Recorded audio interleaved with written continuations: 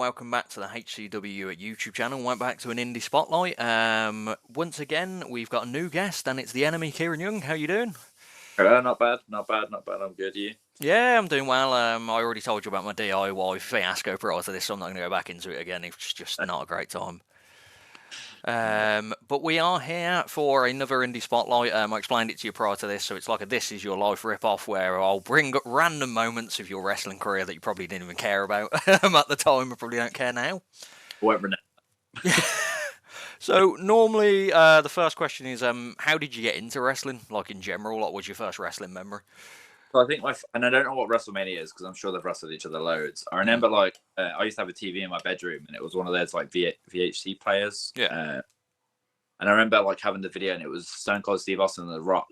And I don't know what WrestleMania was from, but that's the only match from like, I don't know how old I was, but pretty young. And then it just kind of disappeared for a while. And then we went to school and there was one of my friends called Luke. We used to call him Birdie, Luke Bird. I might refer to him as Birdie.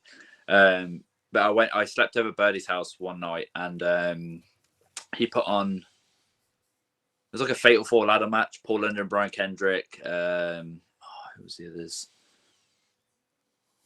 Oh my God. Joey Mercury and who was the other guy that tagged with him? Johnny Nitro. Yeah. Grant Morrison. Yeah.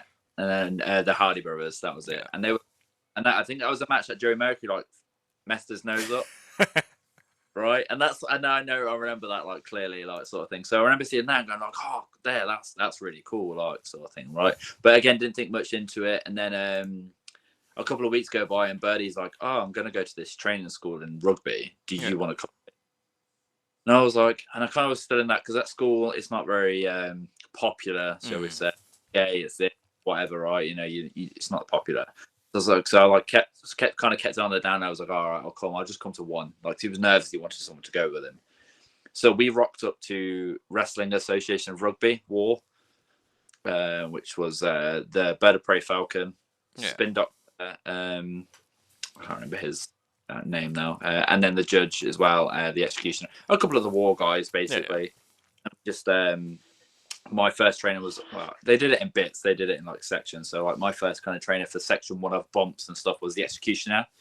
So that was really fun. And then like after that day, I kind of just got hooked. It was fun. Like the social aspect of it was great as well. I didn't have many friends at school, so it was kind of very social aspect of it. So and then we just started from there, really. So that was my like earliest memories of going into wrestling. Okay, yeah. So that was going to be the next question. When did you start training? So that's helped it with that. God, yeah. I'm gonna say about 2011, probably. Okay. And where did you say that was at? That was at War Wrestling Association. Okay. Yeah. So yeah, that's I like the different people that come on because you have people that have memories of like the older guys that like were watching Hogan. And then you have people like, for example, George Lydon, who came on and his first wrestling memory was he SmackDown versus Raw, the video game. So it's kind of like everyone has a different memory. Yeah, that's it. So no, that's pretty cool. And do you remember your first match? No, I'm pretty sure this is the first match that we have had. I mean, obviously there's probably been training matches, but I'm pretty sure this is the first like memory of me, and it's on YouTube somewhere as well under my other like account, which will never be named. Nobody can see this match, but my first wrestler name was like Kieran Bomb. So, and then Birdie, this is where it comes back to it, right? Birdie, he was the Conrad, Birdie, and we were the British Air Force.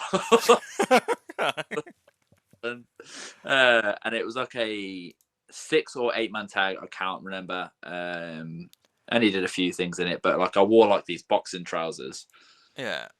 Was it? Because this is the first match I had you at, which it might be a cage match special, which is good. We had the British Air Force, Conrad Birdie and Kieran Bomb, which I'll be discussing that in a second, and John Everyman.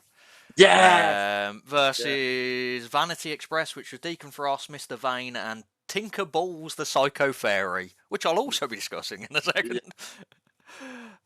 So Kieran Bomb.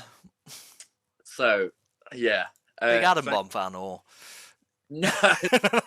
So funny enough, that Tinkerbell girl, she was. So we moved on to a second training school, which I guess we'll get onto in a bit as well. The second training school was called Phoenix Wrestling. Yeah. And the head trainer at the time was dating the girl who was Tinkerbell. Like we were coming up with names, and she just was like, "Oh, Kieran Bowman." I was like so young. I was like, "Oh, that's cool!" Like Kieran Bowman it was, right? So that was it. So, but you did pick up a win. So not many people debut and pick up a win. No, it's true. And also, just because of Tinkerballs, the Psycho Fairy. That was a girl, yeah. I think it's Tinkerbell. I don't know. I'm sure it was meant to be Tinkerbell, not Tinkerball. Someone okay to match a little bit, but that was a long time ago. She only read that gimmick, but it was like a weird like latex like full body like suit, like crazy like hair and stuff.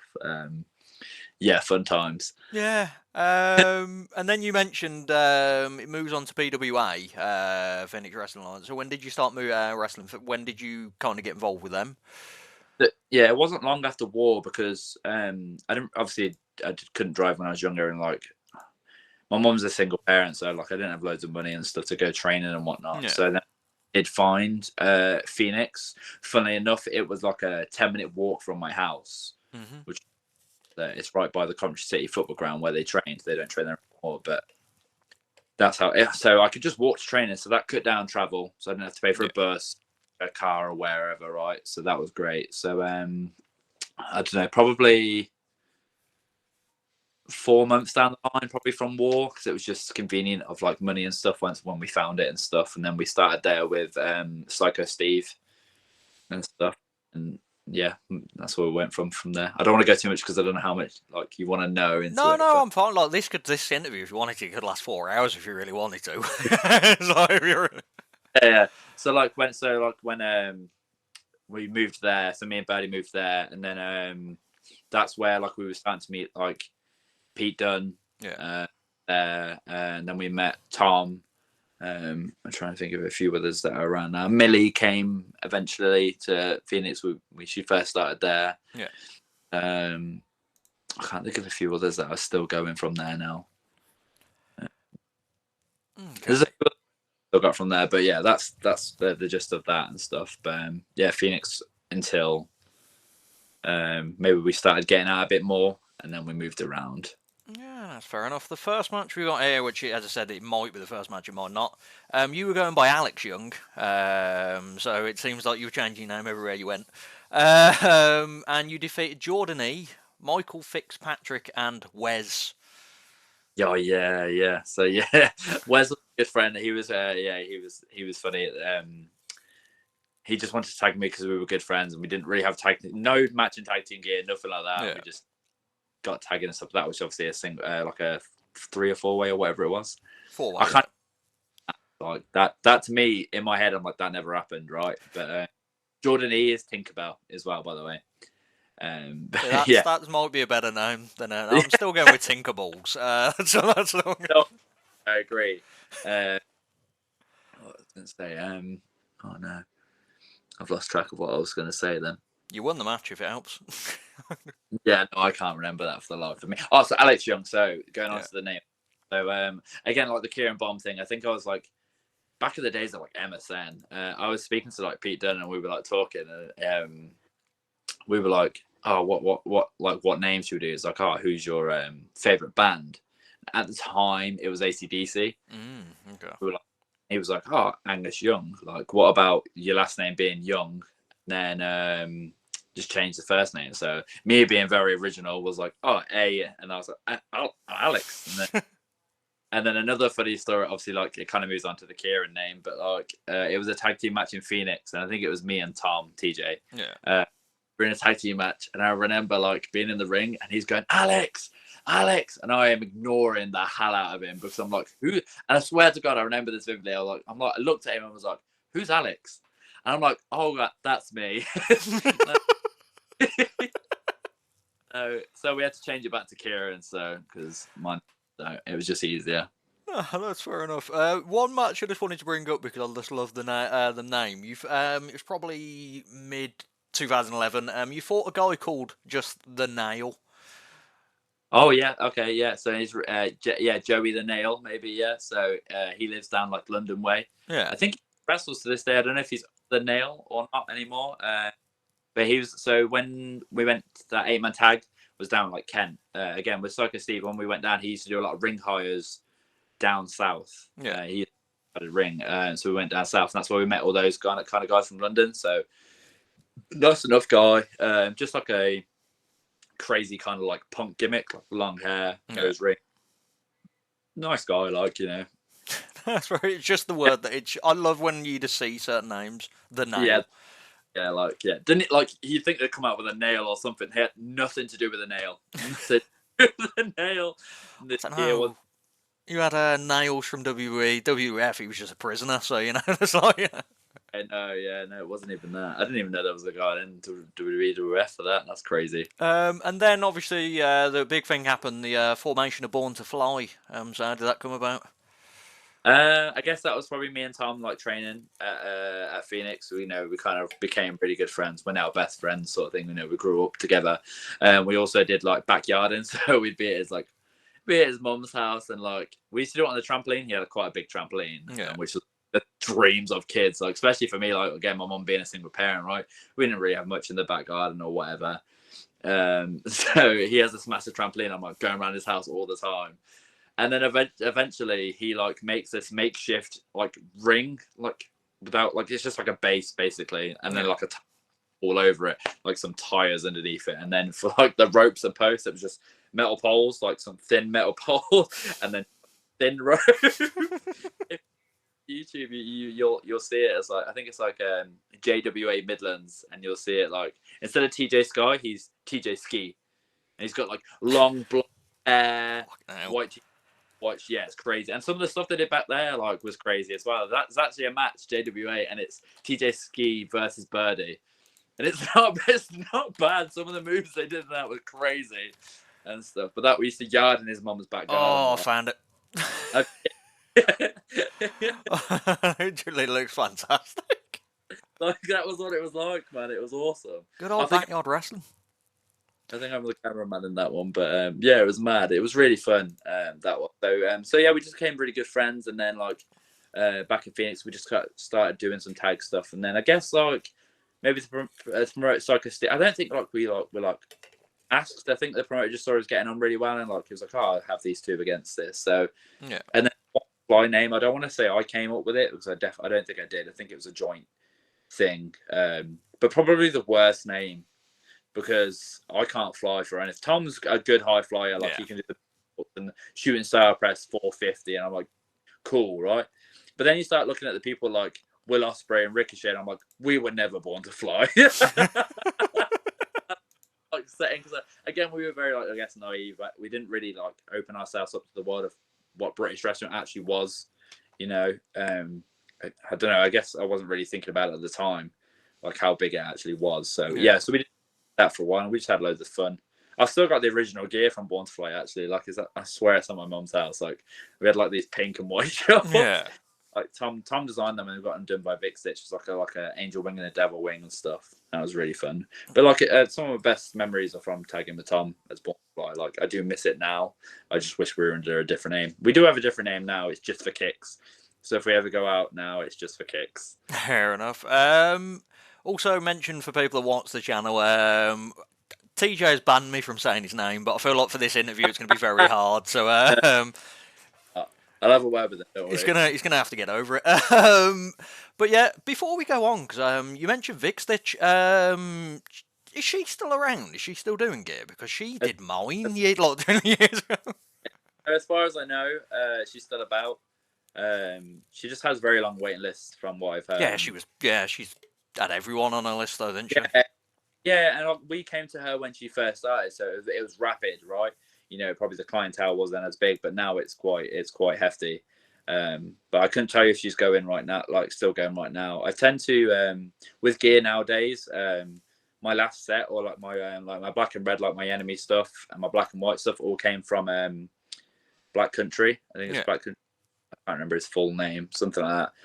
But that was I came from him because he didn't have like a really long wait list, and I knew his gear was really good, so I went to him. And then nowadays I'll get other bits and bobs from somewhere else, because getting customs is so expensive these days. It's just I can't really afford it sometimes. I'm just like, nah. Oh, Well, it's fair enough. or it's not what I want. Like, I'll look somewhere, even if it's custom, they're a really long waiting list, or they're giving me a ridiculous quote because they don't want to do it, and I'm just like, fine. No, I can't believe it. Yes, but some people they ridiculously quote some people, and people just pay it, and then they're like, "What?" Just like, because I didn't expect you to do it. Yeah, yeah. So PWA, you won the tag team titles there, which you just, according to Cage Match, you were just the tag team champions. You never won them; you just were given them according to Cage Match. I don't know how you won them. Yeah, that's weird.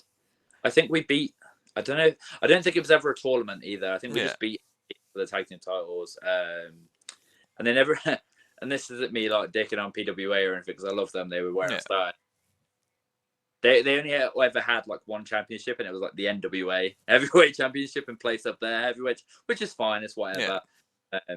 But the tag team championships, like a guy came up, and it was like a toy belt, and they like somehow like created like with plastic and not plastic, like cardboard, and they have like a championship. So it was like a toy belt with like the cardboard, and they were the tag team championships. So it wasn't the best belts that we held, but it was cool. Like, you know, to be like kind of be like we were still young, so like winning the tag team titles was cool and stuff. But I think we beat a team called the Devil's Rejects, again, a team from London that came up. Okay, because I can see from what I can see on there, you beat a team called Too Much Swag to defend it, which was White Stevens and Brick Andrews, and then you did lose the titles to the Devil's Rejects. So you must have you must have won them, and then obviously lost it to them. Yeah. Too Much Swag were a funny team as well. They're just like basically just a team of chavs, and very comedic and stuff. They were very funny. Again, two guys from London who came up, but they were studying at Cov Uni, and then like we started wrestling them at PWA. So fair enough. And I didn't realise actually you weren't even a part of the team that lost the title. You weren't there. Or it was Johnny Cruikshank. Oh, Cruikshank, yeah, replaced you in that match. Yeah, I don't know why. Maybe I was just injured or away somewhere, probably on holiday or something. Fair enough. And then you ended up winning the actual main PWA title, which you've got and have lost here. Once again, you just were like, I wonder. This was probably at a point where Cage Match wasn't as official and stuff like that. You were just champion at some point. You didn't win it. You just had the title. That's going to be crazy to the story. I can't even remember who I might have won that off of. It's Deacon Frost, maybe. Maybe, yeah, maybe. I can't remember. I know I wrestled him a lot. Like, again, one of my, I think like the second match I ever had was at Phoenix against him, and he literally beat the shit out of me, like just pillar to post. I just got beaten up. I think there's a YouTube video of me just getting beaten up, and I think I'll be on that JWA Midlands one, because it's like that was Tom's account, and he's like promoting like his new account for like his TJ Sky account now and stuff, and he's like, oh, we've changed channels. It's just me getting battered, pillar to post, mate. And that was it. And I think, well. So. And then to be fair, your reign, you did defeat Mark Andrews. Oh yes, yeah, that was fun. Yeah, it was a fun match. That was in Leamington. Yeah. They brought Mark in, and we had a lovely match. It was really. Yeah. Oh, okay, you went over him, so that's all that matters. And then you really upset at the last. And then, according to, you lost the match by DQ against question mark. They don't even know who this person is. It's just 3 question marks. And then eventually you lost the title, which was going to be my next question. You had a dog collar match.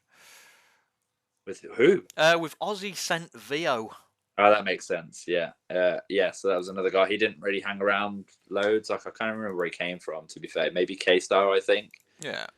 K-Star Wrestling. Another sound guy, like, you know, but he didn't last long around like the wrestling scene that we were, probably a couple of years or whatever and stuff. But I think I do vaguely remember a dog collar match and stuff. So. Okay, and how was it? I'm assuming because you said it's vague. Remember, how was it to be in a dog collar match? Because it's not like a UK kind of thing to be in. No, it's not. So yeah, it's a weird thing. I don't think we did anything crazy, but I think I vividly remember like being scared of like, oh, what if we tangle ourselves up? Like, that's gonna be weird, you know. So. The good old fashioned going through the wrong rope. One goes over the middle rope, you go under the bottom where you're stuck in the rope. Yeah. Like I know I've seen like TJ do a match at Warframe, which was a like it was a strap match. They're strapped to each other. It wasn't really a dog collar, but yeah, same sort of vibe. And he did like they did a Spanish fly, and I was like, oh, imagine if like midair they got their leg caught or something. Like, oh no, just Nah, mad. it wouldn't be good, would it? No. And then you started to kind of spread out a bit more. So you became like a mainstay of CPW. Oh yeah. First match I could see you faced, of all people, Jim Hunter. Oh yes, yeah. I do remember that match? Yeah. Because the Hunter Brothers are normally like good guys to me. Mm-hmm. I started at Cov Pro as a good guy, and they were like bad guys and stuff. And I was like, this is so weird to me. Makes no sense. The Brothers going backwards in training a bit. So after PWA, like after we felt like we'd kind of learned not everything, but just a lot from Psycho Steve and stuff. Like they encouraged us we can go train wherever sort of things. Then we found out about the Hunter Brothers and stuff. And then we started going over to Birmingham. Me and Tom would take trains to get over to Birmingham for a bit and go to they used to like train in a little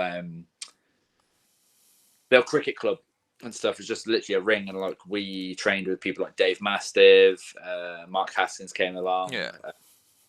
Adam Cole never trained us, but he rocked up one session and really cool to like, hey, like that was cool.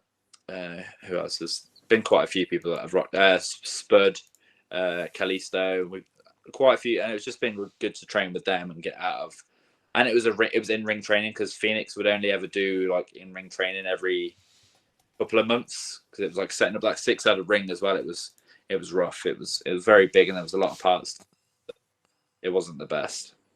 Okay. So that first match against Jim Hunter, you did lose. Which fair enough, it's the Hunter Brothers. Yeah. Also, you brought it up, which is a good thing. We discussed this in BCCW a lot. That it's bizarro world that Lee Hunter's a heel in BCCW because he's in Tipton, and it makes no sense to me ever. They're the nicest guys in the world. Yeah. You might cut out then. What'd you say, sorry?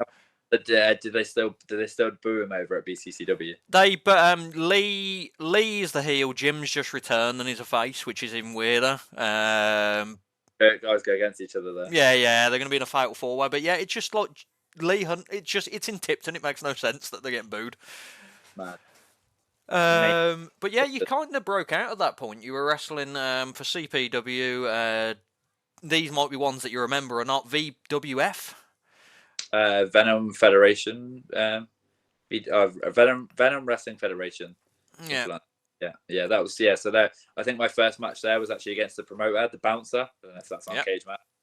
Cool. So that was it, and then I think TJ was against the judge of that show as well. So and then we flipped.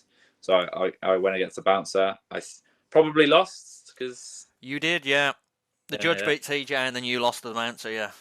That's it, and then probably the next match there probably would have been the judge sort of thing. So that was fun. That was it. Venom was a really good show. It was a little the River Rooms, I think it was. Yeah, might not. That was a good venue to go to. Always a good little promotion and stuff. Just so very small locker room. I remember that vividly. It's tiny.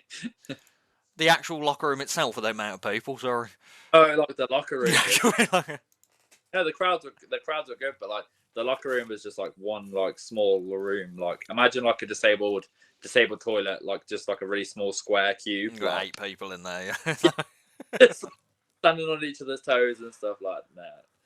Yeah, but yeah, you branched out a lot. So you went to VWF, you TXW as well, which you faced Dave Mercy. So that's Triple X Wrestling. Yeah, they helped me out a lot again. So that was Coventry based.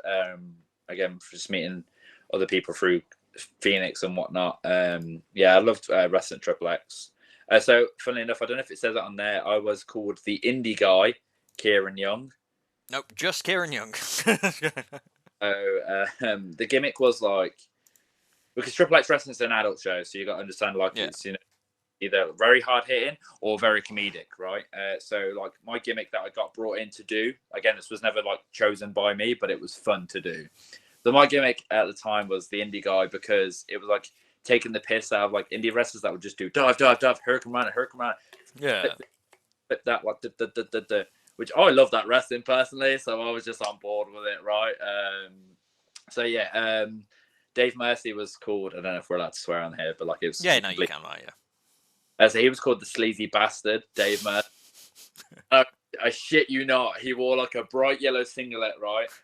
And it cut down right down to his like hips, right? Yeah. He had like, from his chest hair or his like hair, he shaved an arrow pointing down. It was mad, and I remember I invited my mom to the show because the venue was really sick. Like, and I was on the show. Like, Triple X was a big thing for me because it was had the guys like Mark Andrews, Flash Morgan Webster, Eddie Dennis. You know, at one point they had Loki versus Xavier Jr., Sabu versus Wild Boar. Yeah.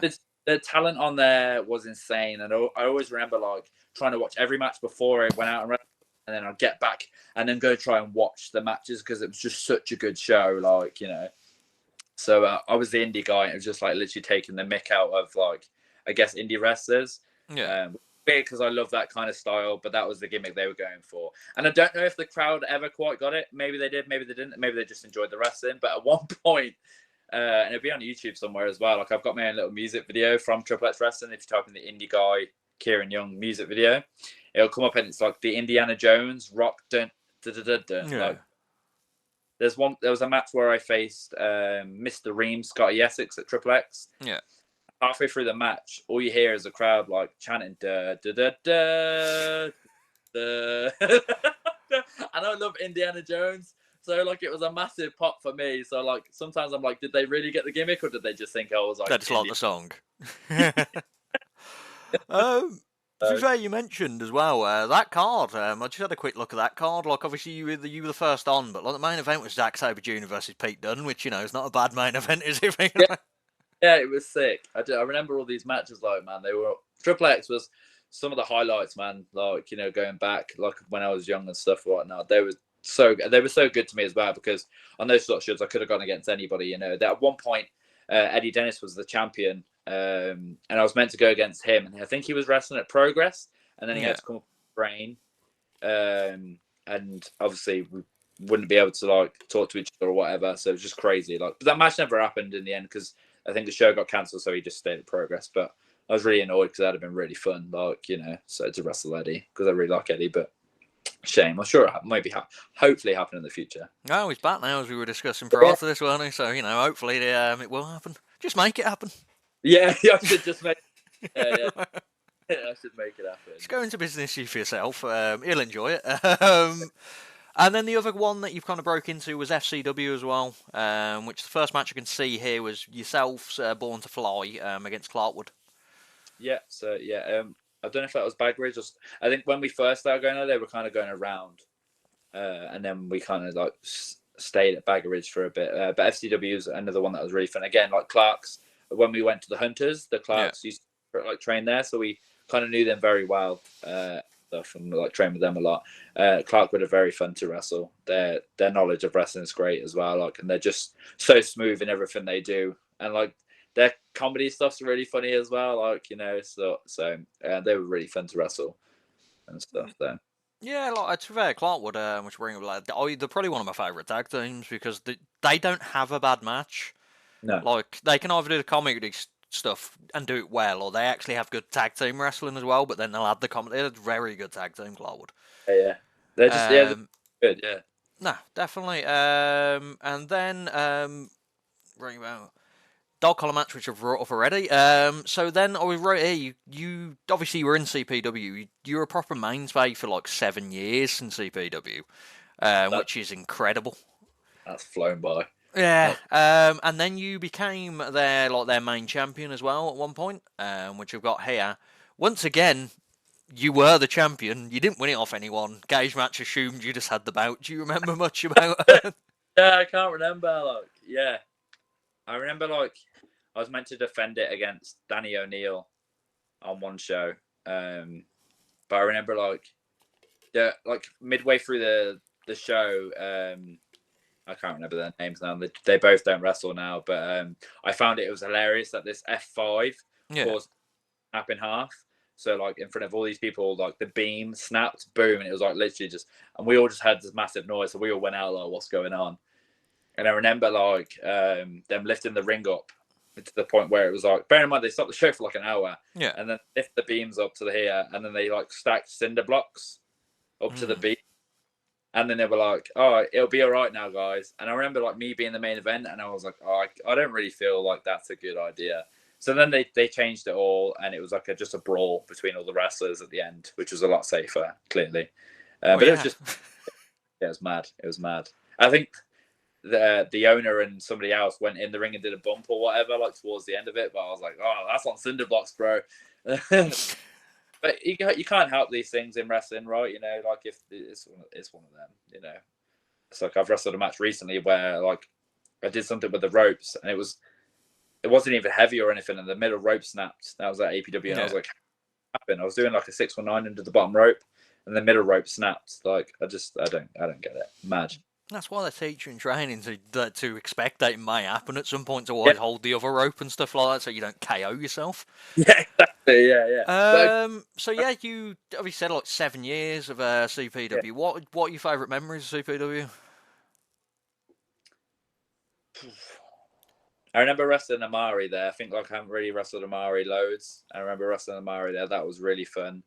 And just getting to hang out with the guys in the back as well, because the guys in the back were really fun as well. Like Tom came along at some point, and then we made loads of new friends from, because again it was commentary based, right? So it's, the training school was a lot of commentary people. So I made a lot of friends just from like the new trainees and stuff. Like Tomby came from Cov Pro Wrestling. Like, you know, I've met him since day one. Like of him coming to Cov Pro. It's He's mad an to me. enigma, Tomby, though, isn't he? Like, Yeah, when I think of CPW, I'd like you just see everyone and then Tomby. yeah. And the stuff he does, like the deathmatch stuff, right? I'll tell you now, like I love deathmatch wrestling. Absolutely. Well, tournament death, whatever, right? Love it and respect it and all that sort of things, right? I will never do what they do. Light tubes, nothing. I've done. Never say never. What, sorry? Never say never. Oh, I don't think I could. It's just the craziness of stuff they do with light tubes and stuff. Like, but again, I do respect it and stuff. It's cool. But yeah, Tommy's done a fantastic job. Yeah, other memories of Cod Pro. I remember we did like a surprise birthday party for someone. That was really cool, like a little intimate show. We wrestled a lot at one of like Triple X's venues back in the days. They were really fun. What else as well? I wrestled. It was like an intergender tag. It was me and Jesse Sapphire back in the day. Chase Alexander and Lizzie. Lizzie. I think her name was Eva back then, but what's her name now? There is not the Lizzie Evo, is it? She's still There is a Lizzie Evo that's wrestling now. Oh, Evo. I couldn't remember. Yeah. Yeah. She the one that the Scouse. Yeah. No, that is the Lizzie Evo. Okay, that makes more sense to me now. So hold on. Yeah. So yeah, we wrestled. So that was another fun, because I think it was like our first. We didn't really know what we were doing. Intergender's a weird one to kind of put on for fans anyway, but that was fun. I can't think of any championship matches there that really sticks out to me. To be fair, but the journey was wild, because like a fun story, like their first show that I was on, that Jim Hunter match. Yeah. A lot of fans were there for boxing, because basically, this is so strange. In the middle of a wrestling show, they put on a boxing match. Yeah. Were there for the boxing instead of the wrestling. So when the wrestling was on, the crowd were really dead, and then the boxing came on, they're like, ah. And I remember like all the wrestlers from the back, they all came out to the merch stand and we're all watching this boxing match. It was crazy. Yeah. Lizzie Evo was going by Lizzie Styles. That's what that's what it is, yeah. Yeah, Lizzie Styles, yeah. That's why I was like, was Eva her like old name or what? Yeah, Styles, yeah. And then Lizzie was only just coming through then as well. And like to see where she is now, God, she's killed it. Like I tell her every time I see her as well, like I'm just like, you've like killed it. Like, you know, so fair play to her, man. Yeah, there's some people where you don't realise how long they've been going as well. Like Lizzie Eva, like say it's mental. And some people would probably think she's only been wrestling a few years, as in like she's just popped up out of nowhere and became massive. But like 2014, she was wrestling, you know. People have grinded for where they've like. I don't know anyone that's just popped up and been like, "Oh yeah, I'm a star." Yeah. Like, you know, even when Pete, like when I was at Phoenix and stuff, like, you know, I never really looked at him at first and like, oh, like he's gonna be like in WWE in fucking how many years, you know? Like it's crazy. Like I knew Pete was good. I always looked up to Pete a lot, you know, and stuff. Like Pete was just insane, especially like Triple X Wrestling. Watching him against Zach and other people like that, the Dunn brothers, everything. Like to me, it was just I was in awe of what getting to watch what I was seeing. Like it was awesome, you know. But yeah, Cough Pro, yeah, I feel like it's a grainy area. Like I can't really remember too much of it. I guess 7 years. That's a long time. I didn't even realize it was 7 years. That's crazy. Yeah. Moving on to one that's probably close to myself. You debuted for Kamikaze Pro in 2015. It was yourself and TJ versus Dan Maloney. Oh yeah, yeah, that sucks. It didn't look great. I remember the match. Yeah, it sucked. Yeah, that was at that nightclub, Gate Crasher. Yeah. The Prism. Yeah, the Prism now. I think it's called now. Yeah, Gatecrasher. Yeah, that was really cool. Again, a lot of like big names backstage. You know, like that. So much fun. Like, you know, being backstage and then go out and wrestle Dan Maloney, who has got like some of the hardest hitting chops I've ever found in my life. Like, hard. And he wasn't even fully grown back then. Look at the man now. Like he's a tank, absolute tank. I have all the respect in the world for Dan as well. You know, some people go off and get high up in wrestling, and they can be a bit of a dick. Dan has stayed the same level with both me and Tom the whole way through. Like, you know, not to say that other people that I don't know, but just some people can become a dick, and Dan's really nice. It goes to their head, don't it? Yeah, some people. Yeah, Dan, from since I've spoken to him, he's been really nice. Yeah, like insane. Like, yeah. So I completely, you mentioned people on that show. Juventud Guerrero was on that show, which I completely forgot about. How was it being around him? Because he is mental. Yeah. So weirdly enough, like I guess I can't remember too much back then, but I do remember I was wrestling out in Pro Wrestling Malta, and Juventud was on that show back then. And backstage, he just kept going, "Juicy, juicy." I'm like, mate, the fans are out there, like, and but like he just like there was this like for like this venue, it's just like a long walkway, right?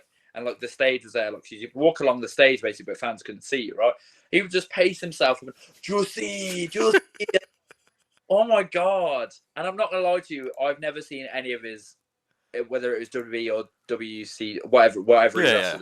I haven't seen any of his stuff. I will not lie to you, but I just found it funny that he would just juicy, and that's my memory of him, like him walking up and down backstage in Malta going juicy. Like I think he wrestled the promoter out there as well. Like don't worry, he banged. Like his wrestling was sick, but yeah, strange guy. Yeah, like he was in my first ever like memory match, like one of my favorite matches ever, which him Billy Kidman versus Rey Mysterio, which sounds insane. Yeah, but he kept coming to Kamikaze, but he didn't. Do you know when you're not supposed to let the fans know what's going on? But he like Dan Maloney hit him in the back once, and he turned to the fan and went, "He's wrestling really stiff," just out loud. It's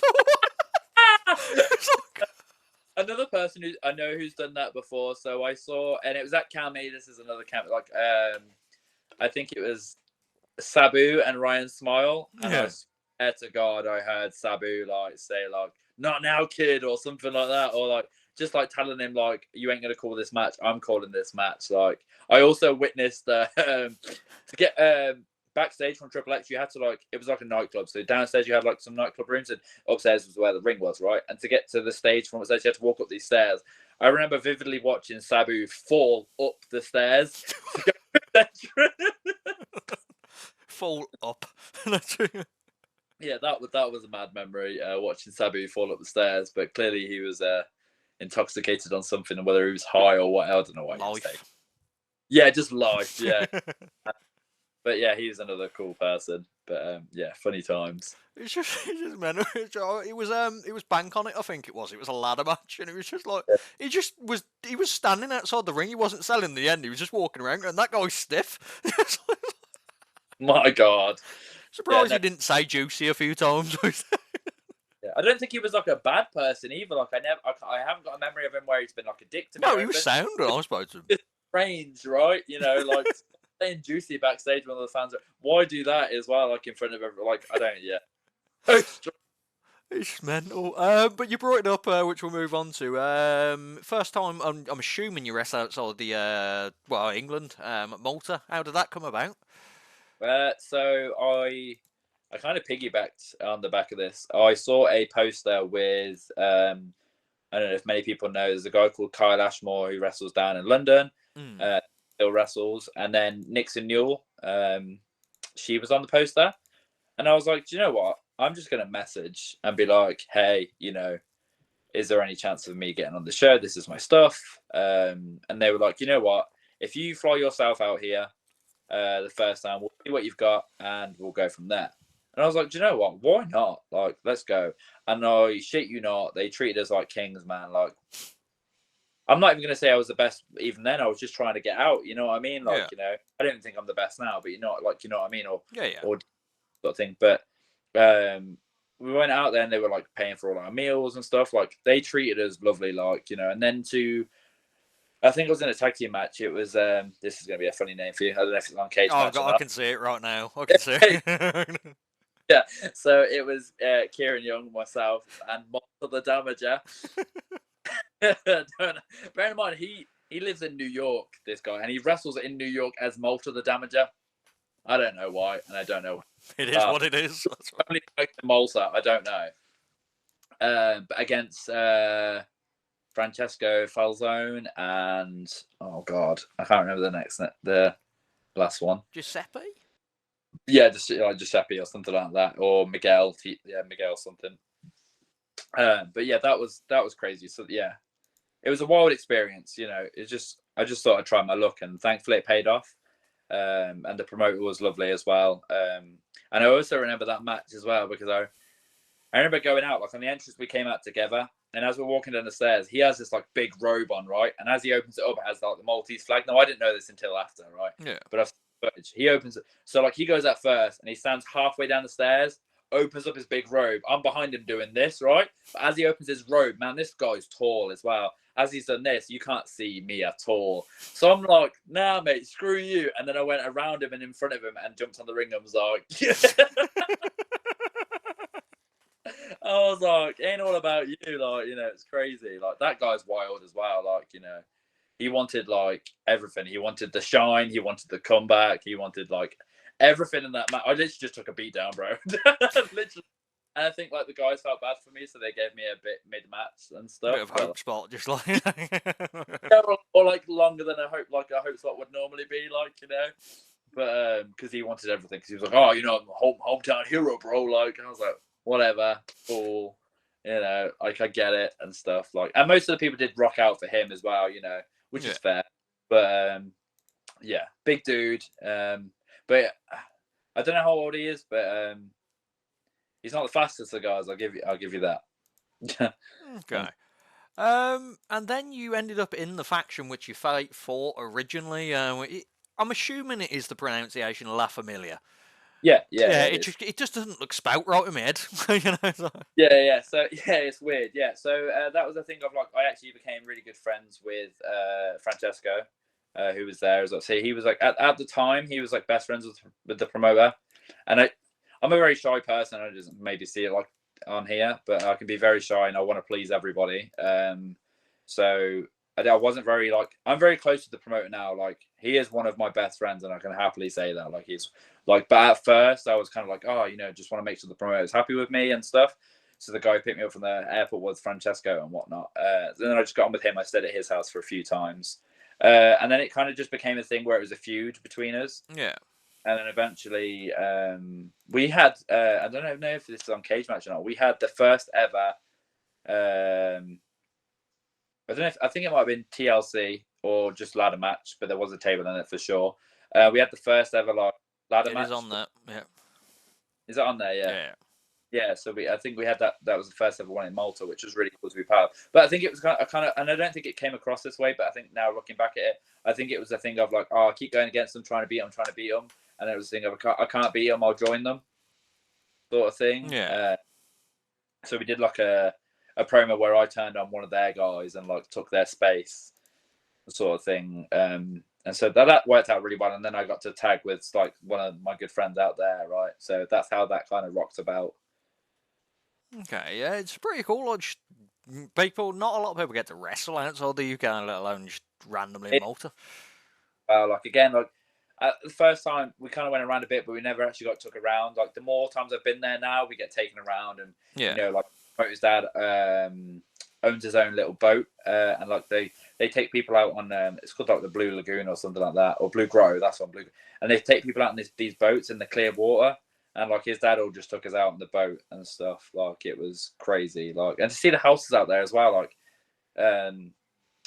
marble steps, like yeah. stairs, marble floor, and then they own a little boathouse at Blue Grotto as well. So we stayed there sometimes and whatnot. But like, yeah, wrestling outside, it was crazy. The first time, and I'm on my own as well. Like I flew out on my own. I think it was the first time I've ever flown alone, like to somewhere where I didn't know. I remember like getting in the car, and he was driving me to this venue, right? And I shit you not, he like took me to like an industrial estate, right? And there's dogs running around, like no leads, no nothing. I'm like, man, this is gonna be the death of me. Like, oh shit, oh Yeah, my, whacked like the mob. yeah, like throwing out the car, and these dogs are gonna maul me. Like, I was like, where are we going? Because it was their first venue, he didn't really know as well. It was dark at night, but yeah, mad. And the venue was like a weird name. It was like called the Monte Cristo Estates. Yeah, Like, that's yeah. strange name, but it's just this massive bloody venue, man. It's huge, a very lovely venue, but yeah, weird. For me, coming what I know UK venues are to seeing that, very strange. But yeah, very cool place. I'd encourage anybody to go out there and Ah, stuff. it does sound like a great place to be. Moving on to something that is just really random. So just discussing from Malta, we're moving on to this. There's a guy in wrestling that's like George Lydon. We'll discuss it. He's going like insane right now. You're in a Yeah, tag team with him called Living Proof. yeah. What's the origin of that? So there's a flag behind me as well here. So there's a band called State Champs, who is Yeah. one of my favorites. They brought out an album called The Living Proof. Ah, okay. That's where the name come from because George at the time couldn't think of a name. I was like, oh, what about the Living Proof? And I think he genuinely didn't care. So he was like, yeah, whatever. We kind of just flew off with it and stuff. So yeah, the promoter decided. I think I was Cov Pro Wrestling, right? Yeah. So that's probably some of my fond memories. Again, like I think sometimes I think tagging with George was dead fun. Like and George wasn't even at his full potential there, but you could see he was growing and growing and growing, and he's still growing. Like the kid's insane, man. What he can do is mad. Yeah, it's silly. Like George was, which we're ever go down in history, we were his first ever interview. So that's what I'm piggybacking on that for life. Yeah, But yeah, like that was in 2019, so he's 20 now. So it's silly. yeah, it's just mad. But yeah, no, they were really fun. We won the tag team championships with him, and then I think I couldn't make a show, so they dropped the tag team championships without me being there. Happens Just, to you a lot, I've noticed. like, that happens a lot, clearly. Maybe I'm just doing stuff You look at it that way. Also, that George slash TJ Scott lost the titles for you, so yeah, it wasn't you. yeah, it's all good. Yeah, I've never lost the tag team championship. Still a tag team champion. So we're moving on to a place, just prior to the pandemic, which we're not allowed to say the C word because we get stuff taken away from us. But Yeah. we do something new, which we've been doing the last few. We call it the Six Pack Challenge, which I will mend 6 wrestlers slash tag teams. You can either tell us a story or just like the first word that comes to your head, depending on if you can be bothered. Someone we've kind of spoke about already, Clarkwood. Yeah, funny, I'd say, for one word. Yeah, just they're funny. Yeah, and then you brought the story via them. We haven't really spoke about it that much yet, but Millie McKenzie. Yeah, I just remember Millie being like very like quiet and timid, like when she first came through the doors. Didn't, and this isn't me being harsh. Sometimes I just like because she was so quiet. I was like, same with George. You Yeah, wouldn't believe he was so quiet. Like you would just not think he would like become what he is now. You know what I mean? Like I always thought like, oh, you need this. Both of them need to become more vocal. Like if they want to, not that I know everything about wrestling, but like I was yeah, like, oh, at their shells a bit. And I guess I was kind of a bit harsh back then, not thinking about it. It's still growing sort of thing. But yeah, Millie very quiet and stuff. And again, she's one of my best friends as well. Like I love Millie. Like but yeah, quiet at first, and then just all of a sudden came out of a shell, and then wrestled on a few feeding. Her first match, I believe, is TJ versus Millie. mm. So, and I know that's happening again very soon. I don't know what, I don't want to say where, but I know that's going to be happening very soon. So that's cool to kind of go back to that and watch that. But yeah, Millie is just, yeah, I guess I kind of didn't see her getting far, and that's not me saying it in a harsh way. I guess I didn't think of it back then, but like to see, and then she was just growing and growing and growing. You could just tell she wanted it, more than anybody else, and went to training loads and stuff. So, and thankfully, she was very, very grateful because she had a mum and dad who would take her to training and stuff. So like that helped massively. So I don't blame her, man. She smashed it. Like I could talk about Millie for ages. Like she's just one of the best women wrestlers out there. It's crazy. Yeah, no, really, she is incredible. At the time, she obviously Millie Marks, which I completely forgot about until recently. The only thing I think of with Millie, do you remember, like, there was that image that went on the for ages where she got busted open by like steel steps, and it was just on if the grimmest thing I remember in my life. Yeah. And I remember her mum was in the crowd that day, and her mum and I think her dad was there as well, and her mum and dad genuinely thought it was fake blood. Like they didn't know. Yeah, and that was, I think it was before they even got in the cage, because that was a cage match show. It was just crazy. I think they smashed her head on the stairs, and she just got busted open. I remember just her coming backstage, she was covered up, and I think like blonde hair, like bright blonde hair, but Ric Flair style. Well, yeah, literally, it was just in. And I remember coming back, I was like, Jesus Christ. And she was very excited because again, like Lana, like is a really good wrestler as well. Like to go to Lana at such a young age as well, so she was very excited for that. And then that happens, just an unfortunate accident, but mad, absolutely mad. Yeah. Third person, Joseph Connors, who is one of my favourite wrestlers. Yeah. Yeah, so I wrestled him at Hinckley. That was a really fun match. I think I lost. It might be on cage match. I'm pretty sure. You can continue. I'll have a gander. So I think he'd just come back, or he was in the midst of like NXT UK then as well. And again, Joseph Connor's a guy where like I would kind of look up to as well, because of like what he's done in UK British wrestling anyway, right? So it was already exciting to know that I was going to go against him. That was a very, I don't know, a kick up the ass maybe, if you want to say that. He's a tough guy to wrestle, and whatnot. But I had loads of fun in that match as well. I did a really good guy. I enjoyed that massively, and that was again in front of a packed house of Hinckley, like wrestling Hinckley, like kill it, now. And that was a smaller venue as well. Like now they've got loads more fans. It's crazy. Yeah, you did lose, unfortunately. I had to search up Joseph because I put Connors and then forgot Alec Connors is riddled in your career as well. So it's kind of like that makes sense. Which, to be fair, I'm going to bring it up now, Alex Connors. Yeah, that's fair. I think I met him at Hinckley. But I don't know. I can't remember the start of our like relationship, but I just know that at first I don't think I got on with him very well. But like that's maybe because I didn't judge the character very well, or I didn't really talk to him enough to get to know him. And now I do.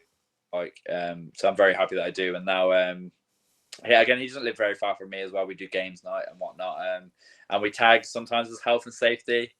That's a pretty funny do. And then we also do another tag team called Hostile Salvation, which has only debuted once up north somewhere.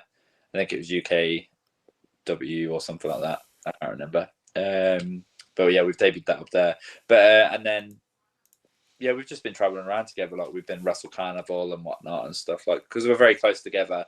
Like TJ's up the road, Jason Joshua's up the road as well. Like get cars together and then we go together, sort of thing. But Alex is another lovely guy as well. Like, but I don't know, for the Cammy fans, I think he's not very liked. I've drunk the Kool-Aid with Alex. He's so underrated as a wrestler. Like Kamikaze, he's the one that gets all the reaction. Because he just knows how to be a dick. Yeah. He can be a dick. That's fair. No, but yeah, another, like for me, like as a friend of his, like sound guy, like and a solid wrestler as well. Like very very well sound technically as well. Like I've wrestled him a few times as well, and his tech stuff is crazy as well. Like, I remember I think I was like really tired one time, and he was like, "How do I like do a wrestling match and just tie Kieran in the ball?" And he literally just put me in the ball and like laughed at me. Quite often I couldn't move, but he's very good technically wise. So yeah. So I did I added Alex Connors into this, so it's technically a 7-man challenge now. I'm going to go with Chris Brooks, who DDT champion. Yeah, so I wrestled him at Venom, funnily enough, as well. Yeah, I kind of looked up to Chris Brooks a lot as well, and watched a lot of his. Again, he was back in Triple X, and he wrestled Tyler Bate a lot. I liked Chris Brooks' style as well. I remember like looking at his gear and like I think I might have copied his gear at some point, like kick stuff like that. But again, that's just because I looked up to him. I didn't mean it in like when I was young. I didn't. Maybe offensive to do so. Like he used to wear like velvet biker shorts, and I remember me going out and getting some like velvet biker shorts as well, just because I think I was like, this guy's really cool. Like I want to be cool, right, and stuff. But it's not the way to go about it. But that's what I did when I was a bit younger, sort of thing, which I probably shouldn't have done. But yeah, I'm a massive fan of Chris Brooks. Yeah. I haven't really seen much of his Japan stuff. I'm sure he's killing it because he stayed out, right? I think Alex shows me some stuff because he's massive on Japanese wrestling, where I don't. If I see anything come out of Japan, it's New Japan, you know, or it's All Japan Pro Wrestling because Gianni Valletta, who's the promoter of Pro Wrestling Samoa, who I'm really, really good friends with, he wrestles for All Japan Pro Wrestling. Okay. So I get to know some stuff that's going on there. But yeah, solid, absolutely solid. Okay. And a person I didn't realise had been around for this long, but because I've only just recently saw him in Wolfram, Chase Alexander. Yeah. Again, like I've wrestled him loads at Cov Pro. And again, another guy who I didn't maybe think, and again, not being harsh, didn't think would like maybe go to where he's gone now, but like the way he's developed himself and character-wise now, he's got a new character. I don't know if you've seen it as well. Alacia, A mask and stuff. I remember talking to him about it as well, a couple of Wolfram shows before, but he was waiting for his masks to be done because he got it done by the Rockwell mask guy, who does like a lot of like leather stuff. Like just Player Uno's mask. I'm a huge fan of Player Uno. And Pro Wrestling Gorilla. I could talk on for ages about Pro Wrestling Gorilla. But yeah, Player Uno, like his mask was done by them. He got it done, and it just took the guy ages to do the mask. Again, that's another thing where like if they don't know you or they've got better offers, like they put you to the side and get their stuff done.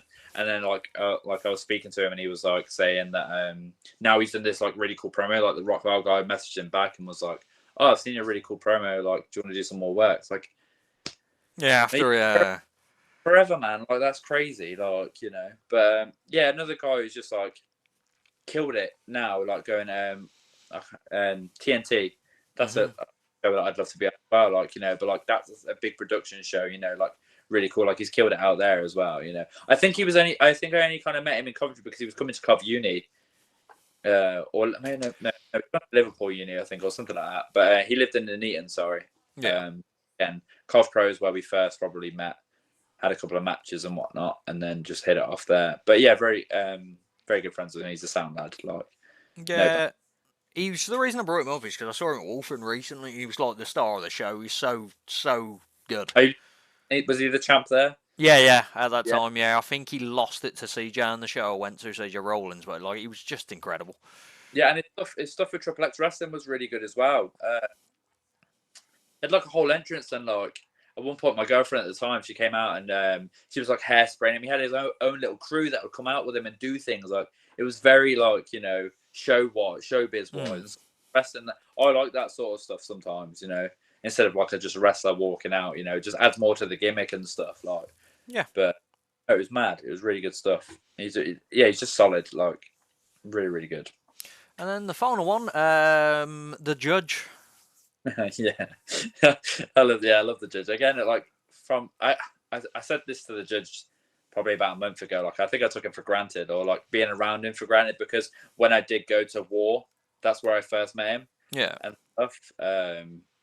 And I've wrestled him a lot as well. And watching War shows as well. Like back then, I was like, again, that was my first kind of like experience of live shows.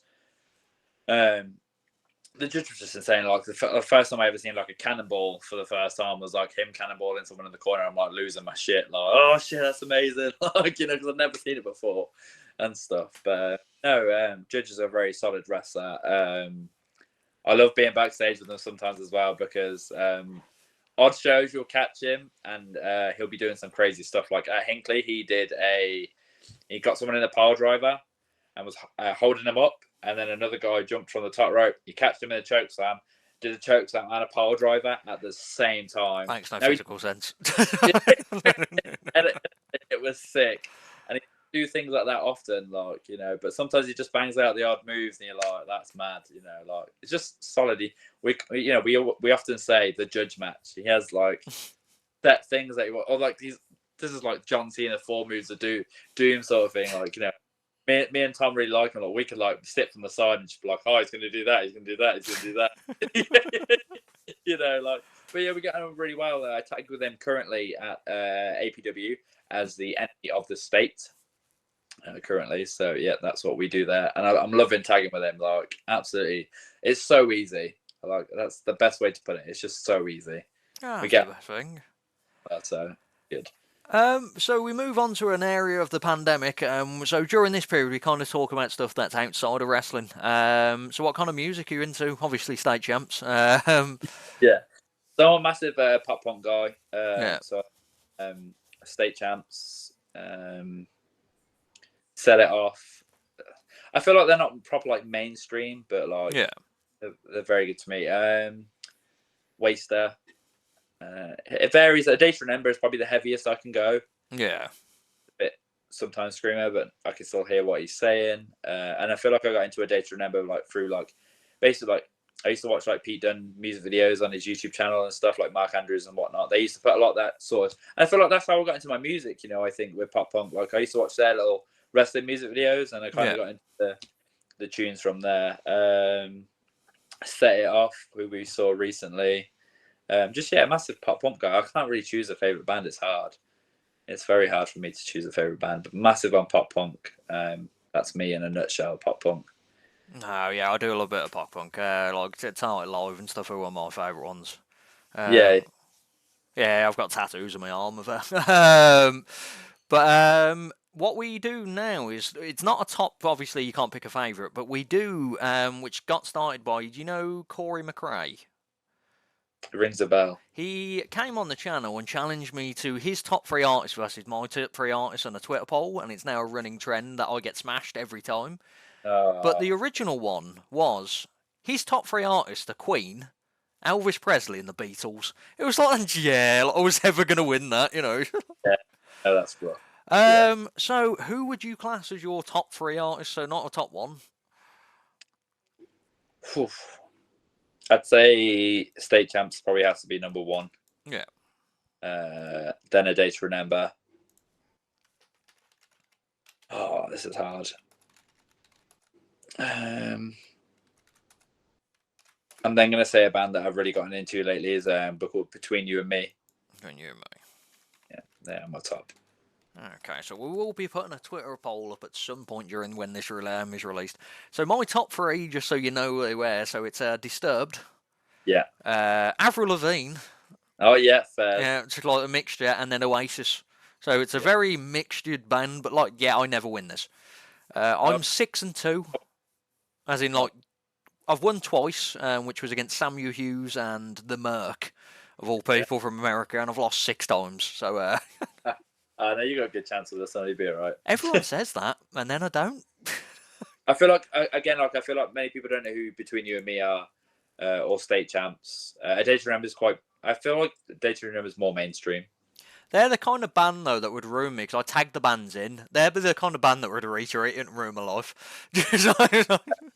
Yeah, that's probably your biggest. To be fair, if anyone's going to vote, it's going to be A Day to Remember. I love that Day to Remember, so I wouldn't mind losing to them anyway. And are you into movies at all? Yeah. Weirdly enough, like I guess you probably want to know. No, I like Disney. I like a lot of Disney. That I guess that's from the missus as well, though. Like, I like. I don't know. I'm trying to think of like scary movies. Like I like the Halloween movies. Yeah. Stuff like I recently went like I know this is like going off Halloween, but like the Saw movies as well. Like I recently went with my friend to go see the latest Saw. New one was really good, wasn't it? Yeah. Yeah, I enjoyed it massively. Like, you know, but like obviously my missus is not really like that sort, like likes that kind of movie, so I had to go with my friend. And so, or like the Transformer movies, stuff like that. I don't know, like yeah, just mainstream movies really. Like, you know, Planet of the Apes is one of my all-time favorites as well. My missus introduced me to them, and I always see it pop up on my TikTok. I'm like, shit, I need to rewatch that, man. You know, Hunger Games, man, like that. If you've seen the new one, don't say anything. I haven't seen I've not it. seen it yet. No, yeah.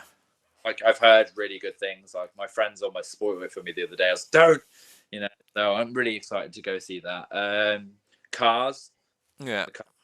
like so I ride a motorbike. For people who don't know, and one of my motorbike helmets, which funny enough the camera's resting on right now, is a Lightning McQueen helmet.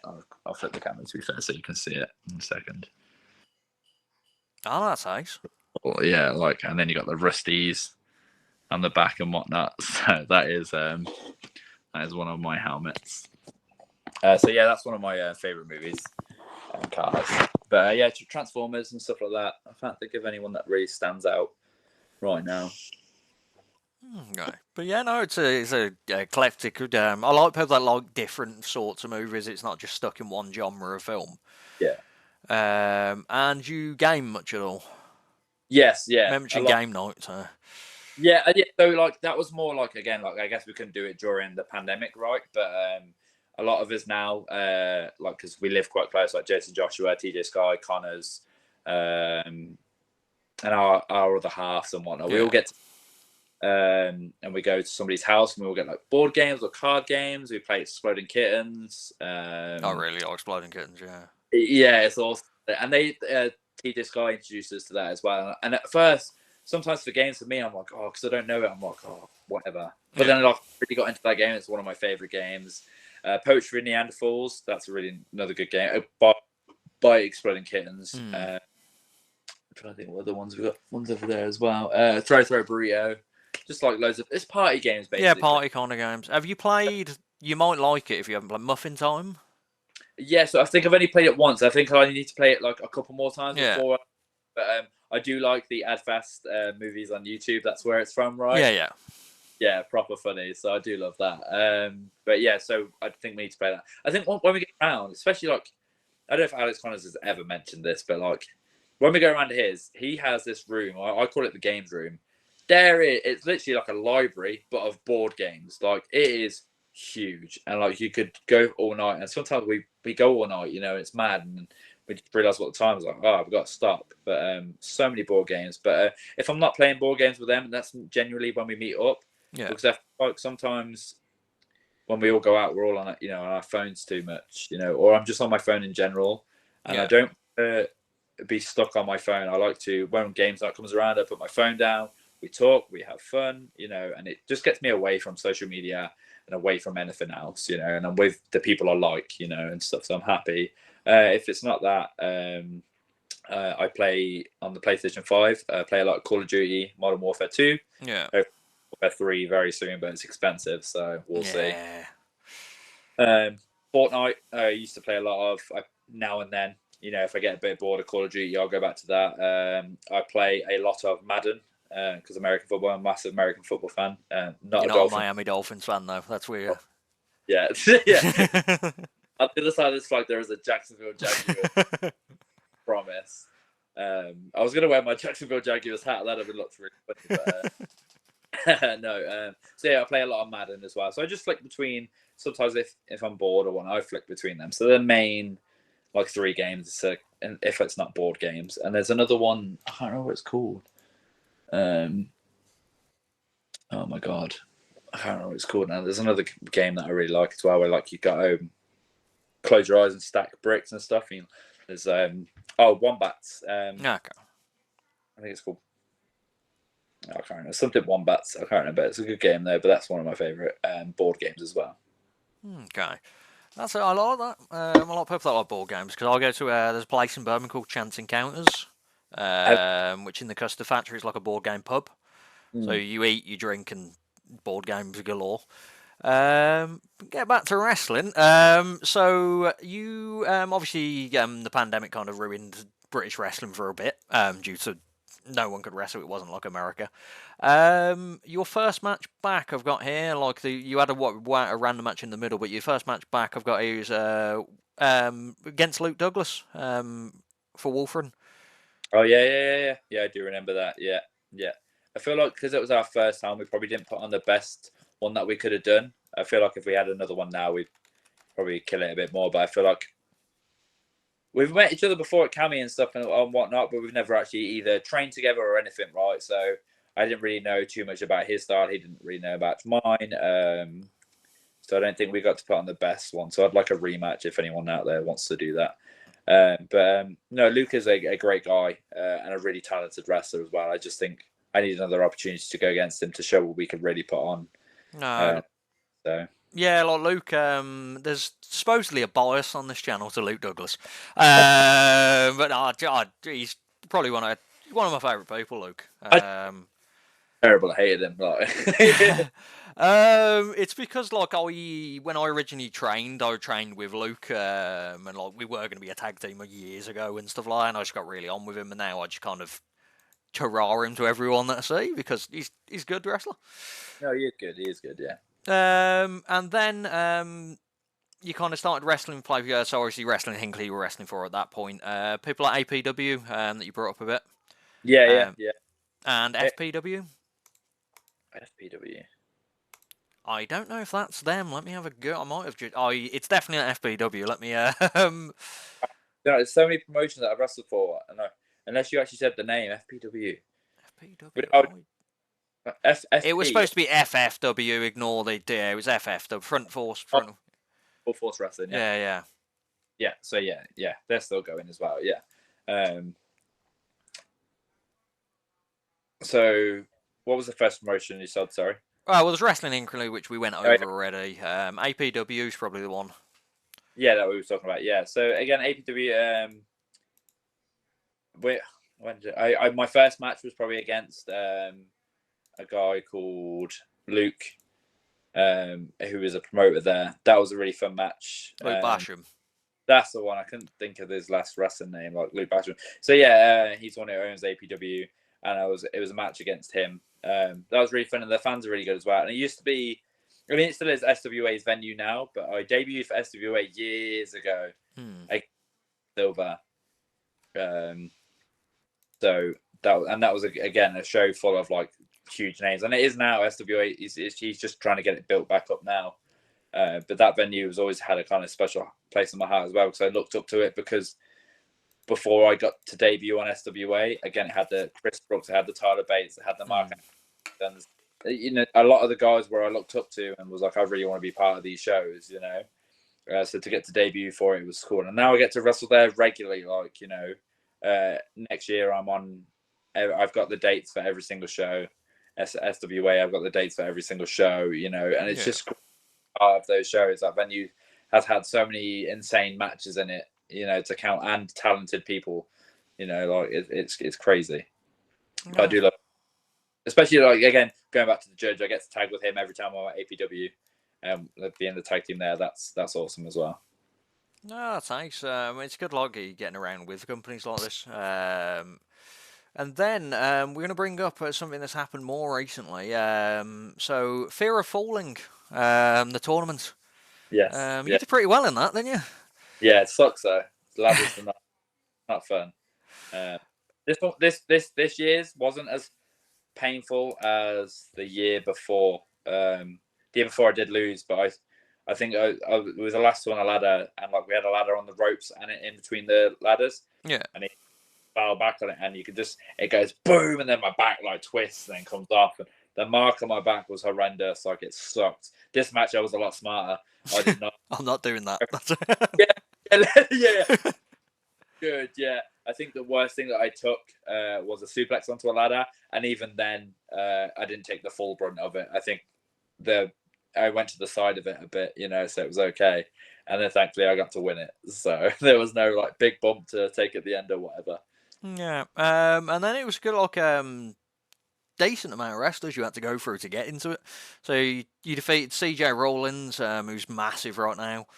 Jay Matthews and 4D, and then you beat obviously in the final Alex Connors, Jason Joshua and Tyler Owens. So yes, so the match, the what 4-way, 5-way, or whatever that was. 1, 2, 3, 4. Oh, Shiro's in there as well. Yeah, it's there's a lot of people in this, but 1, 2, 3, 4, 5, 6, 6-way.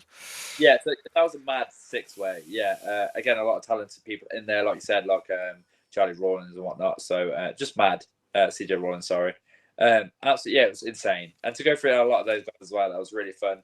And obviously, TJ Sky doesn't rarely wrestles for Wrestling in Hinkley. If you see him wrestling in Wrestling in Hinkley, you're in for a treat because again, he owns that show and he doesn't like to wrestle on his own show. But he should do it more often because he's a massive fan favorite there.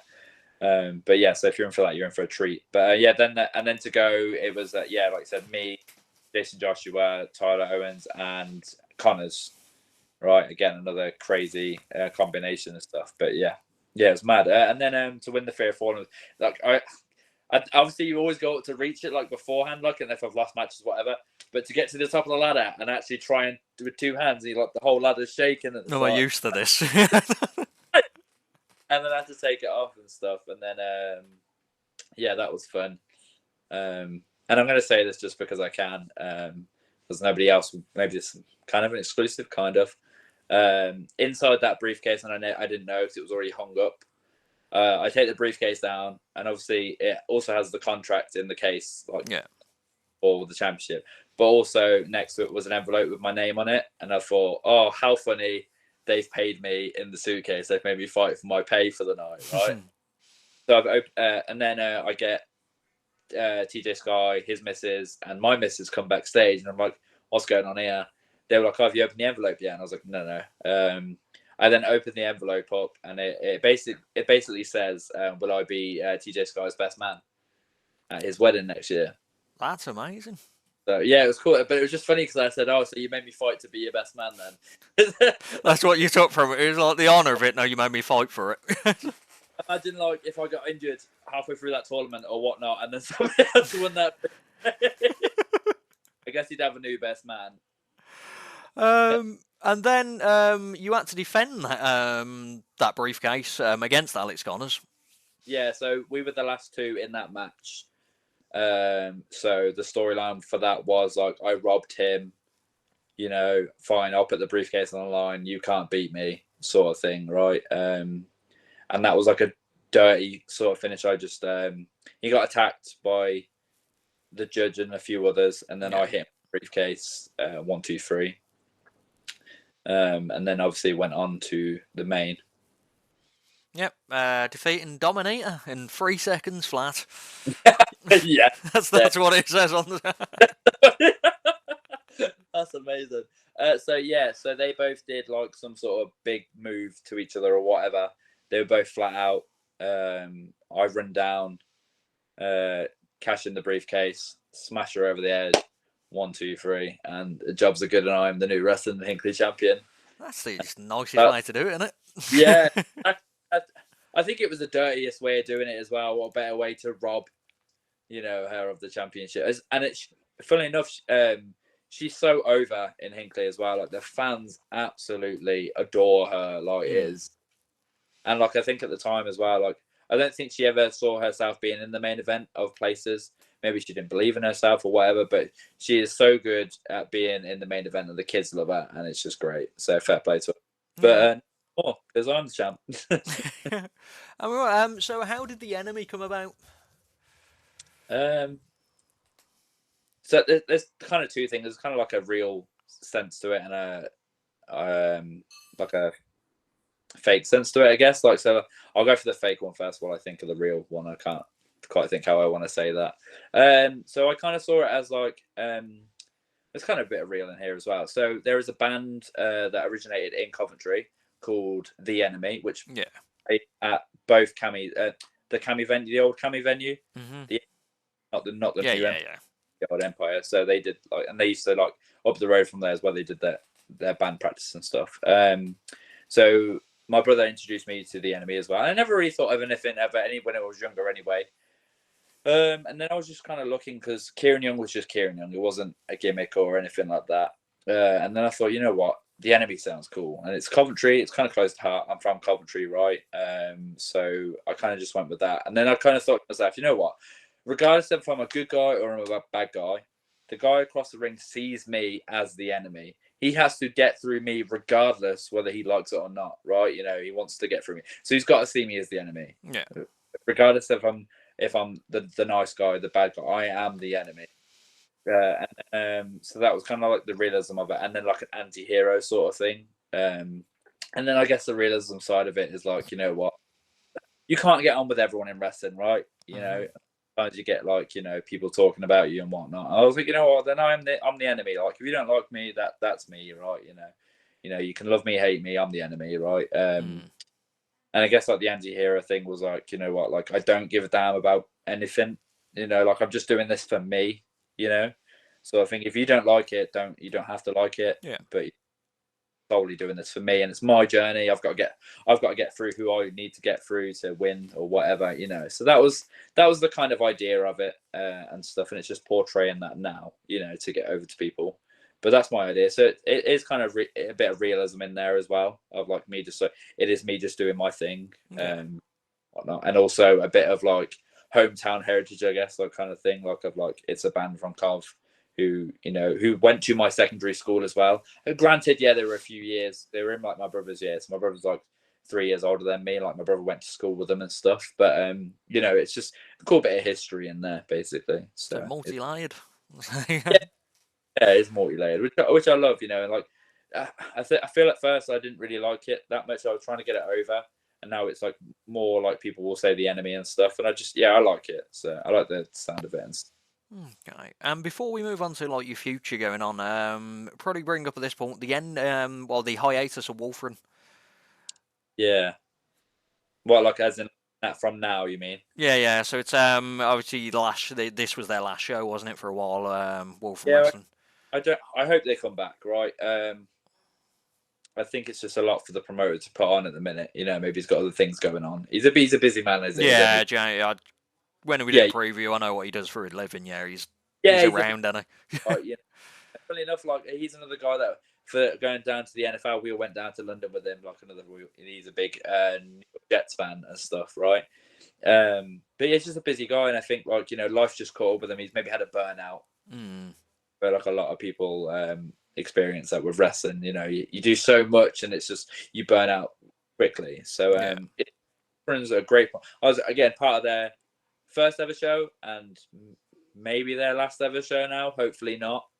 But we got to main event the last show that they just did as Health and Safety against Brew World Order, and that was just a really fun way to kind of end the show and whatnot. If that is the last we see of Wolfram, then I'm happy of how we did it and stuff. The storyline going up to it was great with Health and Safety versus Brew World Order. It went on for a while, but Wolfram always put on really good shows. I feel like they didn't draw the best of crowds, which is a shame. But certainly did put all her effort into doing the shows. You know, he's very passionate about what he did. I just feel like he came to, you know, maybe a burnout, which is a shame. But very good shows to be. And again, I don't talk about this enough. Like the backstage, when you get a good backstage crew, like as in like the wrestlers, right, and you all get on with each other, and there's no like person that's not talking to each other. It's so nice to be a part of. Like, you know, it's just, the social aspect of it's a lot better than maybe other places, right? You know. No, definitely. Oh, sorry. No, I thought, no, carry on. What? No, I was just gonna say, like, you know, it's not often that I find that now. Anyway, like a lot of places that I choose to work for now are great backstage. You know, I feel like when I was younger there was a bit of whatever, but you know, now everywhere I go, it's very nice. You know, we all get on with each other. Okay, and then what's the future looking like at the moment? You got that you can speak about. Obviously, some things you get booked in advance and you can't until they're announced. I say this to everyone. This is going back to bits and bobs. I say this to everyone. I don't know how long I want to be doing it for, because I always think, well, if I want kids and I don't want to be like injured or whatever, like, so sometimes you just get a bit stiff, but or whatever. And then I get burnouts as well. Like I say to myself, and I say to my friends as well, I'm like, every year I get to the end of the year, and I'm like, no, I'm done. I don't want any more of it, because some things just happen in wrestling where you just, again, get burnt out, right? You know, we said this earlier. We were in a group chat with people. I don't want to mention names because they might not be in a group. But we were saying like, you know, how you could have like a really solid match, right, on a wrestling show, but one move goes wrong or one spot goes wrong and you're killing yourself for it, you know, backstage. Like, oh, I could have done better, I could have done this, you know, when really it was a really good match still, you know, you beat yourself up. And I think people tend to beat themselves up so much all year round from all the shows, it becomes so draining and stuff. So sometimes I'm like, I don't want to do this anymore. And then I always say to myself, one more year, we'll see what at the end of it. And that has been going like for the last 3 years at least. One more year, we'll see how we feel, you know. And I'm still staying active. Like, I'm not going anywhere, but I feel like at the end of the year, I just kind of review myself. I'm excited to be a part of SWA more. I was very jealous that I missed the last show because I think the match that I might have been on was the match with TJ Scott. It was like a scramble match, I think. Yeah. And he got to wrestle Shah Samuels, who is another guy that I do, right? When I used to like go around watch shows, I used to do IPW UK, and Shah Samuels was part of that show, Dave Masters and people like that. And that's cool, man. Like to be in, and again, like almost full circle sort of thing. I just like to wrestle a few more guys that I look up to, I guess, and stuff. And SWA have a lot of nice, talented guys. But do you know what? I'm happy just wrestling my friends at the minute and wrestling people who can just better me. But yeah, I'm happy to have SWA, APW. We have a few big matches coming up with like tournaments for the APW Tag Team Championships with me and the judge. So fingers crossed we can pull that off. Wrestling Hinkley being the champion, that's cool. I'm excited to see where that goes, you know. I need to get down to wrestling Hinkley. If I can tell you anywhere to go, a lot of people talk about it as well. It is so good that, you know, like the variation of what he puts on down there is insane. Like and the crowd as well, they're just fantastic. They get into it so much and it's very intimate down there, I feel, you know, and everyone backstage again is a laugh, you know. So I really do love wrestling, but I'm happy to see where that goes, you know, see what happens down there and who I face next. You know, I don't know who I'm facing in the next year, but obviously the next match is Dominic, Jason Joshua in a triple threat match because obviously I kind of screwed both of them over. But who cares? And then down at Wrestling Hinkley at the minute, I have what I call like the Goonies. I have people dressed in black morph suits. Yeah. And there were, we recently did a promo saying like, you know, these are the people who you never give the chance to. You know, these are the people who should be in main event positions and stuff, you know. So it's just like nobody knows who they are, and I'm not obviously going to name them on here, but it's cool to like, you know, maybe they might get masked one day and like see who they are, like in the crowd, just to be invested in something and a bit different instead of me just being a champion. I've now got a mysterious edge to me. Yeah, flunkies, yeah. Yeah, of this like army of the unknown, and nobody knows who they are, and they, you know, they're helping me out and whatnot, right? So I'm excited for that, but mainly just happy to wrestle with and travel around with my friends, really. So I don't think I have anything massive. I want to go back to Pro Wrestling Samoa, and that will happen at some point. Yeah. It's just timings right now have been a bit iffy with what I'm doing and stuff. So both me and TJ Sky want to go back there because, again, some of my best times in Pro Wrestling Samoa, I've won the Tag Team Championships with TJ Sky, Tom, yeah, with TJ Sky, but yeah, TJ Sky. I'm not even allowed to say his name, so it's on. Oh, yeah. But yeah, out there winning those. The fans out there are massive as well. It's just awesome. Like, weirdly enough, this is a really funny story. Sorry to go back. Yeah, no worries. When I first went out there, again, trying to make a good impression, flying out there, I was starving because I didn't bring much food. And I got back and the promoter was like, "Oh, you guys hungry?" I'm like, "Oh, starving." I went to the house and then in my head, I sat down. Bear in mind, I really hate tuna. So I was like, you know what? Anything but tuna. What's his mum bring out? Tuna sandwiches. I don't want to be rude. It's my first time there. I want to make a good impression.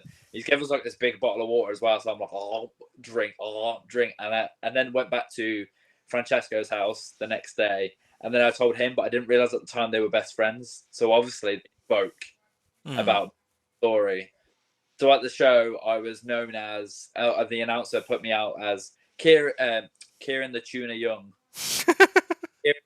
It's Kieran Tuna Young. I say tuna because the way they say tuna in Maltese is like tuna, right? So I still to this day get chants of tuna. And I remember like Tom coming over for the first time and us being a tag team, and it goes ding ding ding, and everyone goes silent, and all you hear is tuna, tuna, and Tom just looks around so confused, and he looks at everyone, and he kind of like does a silly salmon dance, and everyone was like, "Oi!" And so they'll never let that down. So in Malta, I am known as Kieran Tuna Young forever, I feel. And I remember like someone up to me and be like, "Oh, why are you called Kieran Tuna Young?" I was like, "Mate, I'd love to tell you. Like, I can't even like explain like why I'm called that, you know." And so, but again, another good point in Malta was I've always kind of like wanted signs made of me, like that'd be cool, right? I have like fans that make signs there. There was this kid in the crowd and he made a sign because I was feuding with Francesco at the time. Yeah. He's made this huge sign and he's like, his mum was showing it and stuff. It was literally like a picture of Francesco's head that was like cut off, blood everywhere. He had a picture from when we first ever met and stuff. And that was just really like wholesome. Like it was really cool to have that. And he was like, I want you to have it. So I've got that somewhere, somewhere around, which I'll hopefully maybe get framed one day or one. It was just cool. Like it was my first ever. Sound, yeah. But yeah, some of my best times in Malta, and like I said, I'm best friends with the promoter now. Like, and he's killing it as well. Like his name's Johnny Valletta. Like, you check him out anyway. He's just a solid wrestler, and I hope he does make it to wherever he wants to make it. He gets to wrestle for All Japan Pro Wrestling now, and he tags with Tajiri in All Japan Pro Wrestling, which is awesome, right? And how that came about was so weird as well because they did a seminar. I think Tajiri was coming to the UK and they had a seminar in Malta, and then Gianni Valletta joined in the seminar, and Tajiri was like, "Oh, me, you, man, we're tagging," and then off to Japan. They're tagging, yeah. By time though, right? You know, he's solid, and that's just really cool. And they still tag to this day, you know, and do stuff for the All Japan Pro Wrestling. But yeah, he's so good, Gianni Valletta. But yeah, going back to Malta is a big thing that I'd like to do, and just be part of SWA a bit more and stuff. I don't really have anywhere else. I mean, like I'm happy to go anywhere. Don't get me wrong, right? But I'm also like I don't want to burn out. I feel like when I did it so much, right to the point where like I missed birthdays. I probably missed funerals. I missed so much where I was like a bit stupid to do so. Like you know, I probably missed Christmases and everything. Like, and I should have never have done that. Where now I'm a bit more like not cancel a show, but somebody asked me for a show where if it's like my other half's birthday or something, I'm gonna be like, I'm sorry. Like I was meant to be part of FWA, right? Last weekend, my 7-year anniversary on the Thursday, and we were going down to London. I'm like, I'm really, really sorry. I can't do it. You know, I feel like I really want to do. I was gutted, right? But like, I can't miss out on these things. Yeah, they only come around once, don't they? Yeah, really. Yeah. Like, so who knows? But yeah. So that's my plan. Just enjoy wrestling and just enjoy life, I guess. And then we're going to throw out some quick fire questions that we've been asked to ask you. I haven't got names because I forgot to write them, so we're just going to go for the usual one. We've got the good old-fashioned movie of your life. Who would play you? Wow. Oh, what's his name? Ryan Reynolds, I think would. I love Ryan Reynolds. I do. I just think he's funny and witty. And I feel like that's me in my real life sort of thing. Like, and he can be like silly as well, right? Like Deadpool kind of. So yeah, I'd say right for sure. Your favourite meal? Oh, pizza, hands down. Pepperoni. Oh, pizza. Pepperoni pizza. And no pineapple on pizza though. Thank you. Yeah, meat pizza. If I had to pick what pizza place, Domino's. Papa John's has good sides like tater tots. Like I love America. I feel like I should have been born in America. Like anything American, I'm like hell yeah. And then the one that we ask on every show, which we'll round it out with, if you have to wrestle one person, like your wrestler, like dream matches, so one wrestler that's still wrestling now, and then the other one is someone that's either passed away or is just retired in general. Okay, so can I do a tag team one, and then the tag team one would be hands down the Young Bucks. Huge. Oh, this is a hard one. I'm going to tell you both and then pick. I feel like it's between Kevin Steen and Johnny Gargano. Triple threat. Yeah, yeah. Yeah, I don't know if I can pick between them. I absolutely love Johnny Gargano and I love Kevin Steen. And that's not to say there's loads more. That's me just kind of shorting that down. I'm gonna have to go with probably Kevin Steen, man. Like, just insane. I love Kevin Steen, so yeah, that'll probably be. Okay, and then someone that's kind of either passed away or retired. I guess The Rock, and I guess that's for me like the first match I ever watched sort of thing, and The Rock's just awesome. So why not? Like, I wouldn't mind Stone Cold, but if I had to pick between Stone Cold and The Rock, I think it'd just have to be The Rock. Like, so iconic, right? You know, so is Stone Cold, but I just feel like The Rock for me. There we go. So good round off, a triple threat with Kevin Steen and Johnny Gargano, then fighting The Rock. Yeah. There's your future. We got yeah. I've done a few seminars with, and I've met Johnny Gargano. The only person that, again, I haven't met Kevin Steen. Love to meet him, but I've met Johnny Gargano. Done 2 seminars with him. Really nice guy. Very quiet. I didn't think he'd be quiet, but very cool guy. Again, that's from me watching him in PWG. I've watched a lot of PWG, so that's where I kind of get that from. Him here, like Kevin Steen, Young Bucks and whatnot. So. Yeah, well, PWG-rific that, isn't it? Them 4 people there. And that's what the minute you said it, and that's what I was thinking of. All I could like picture in my head is like the PWG venue with them 2 in it, and that'd just be awesome. Like, you know, I'd love that. And Excalibur commentating in his bedroom. Yeah, that's it. Be like Chuck Taylor on the commentary as well, because he sometimes goes on commentary like just stupid stuff. Like that, before like we get PWE, like I watched some original PWG and I hated the commentary on it so much. Like it got better, but it was just them. It was Excalibur. They were just taking the mick out of people for the whole thing and just not. They weren't even paying attention to the wrestling. That it was randomly. Yeah. Oh, mad. And yeah, I think I've only seen a couple of the really old stuff where they're almost like in a sports hall, right? Yeah. Because I only know like the Legion Hall, Reseda, which is gone now. They did a video where they took Kevin Steen back to the venue just before they took it down. And you could see him like almost like in tears, from like all the memories and stuff, which is mad to see. Did you you had a Top Gun Tower? I think his name was, or something like. He was like one of the original PWG when it was like Excalibur and Disco Machine and stuff. I didn't hear of him. No. He because I rate matches online and stuff like that while I'm doing my gimmick and stuff like that. Fucking I rated a PWG match and he told me to go fuck myself. Do you gotta think though? This was like 2006, and I rated this in 2020 because I went back to watch. He fucking found me on Twitter to tell me to go fuck myself. What? That's mad. So, that's my PWG memory. What, like, because like you didn't like the review that you did? Yeah, I think I rated it like 3 stars or something, which isn't bad out of 5, but you can go fuck yourself. Yeah, that's mad. Some people. It was so random, and when I first saw it, it was like, oh, it must just be a random fan that's done this. And I looked at his name and went, no, he's in the match. Oh my days, that's mad. Well, yeah, that's the that'll sum off this interview right now. So we've got your social for your Instagram below your name. If there's any other socials you want to plug. So I'm very active on Instagram. I used to be active on Facebook and Twitter. I just can't deal with just can't. I just feel like Instagram. I'm active on there a lot more. I tried Twitter. I just didn't get on with it. Now known as X, right? Facebook, and then I think just so many notifications come up at once, and I'm just like it kills my phone battery and stuff. So like I try and just promote my Instagram as much as possible because I post everything up there, whether it's daily life stuff or my wrestling stuff. You know, I'd rather fans follow me somewhere in one place where I'm active all the time than I'm trying to.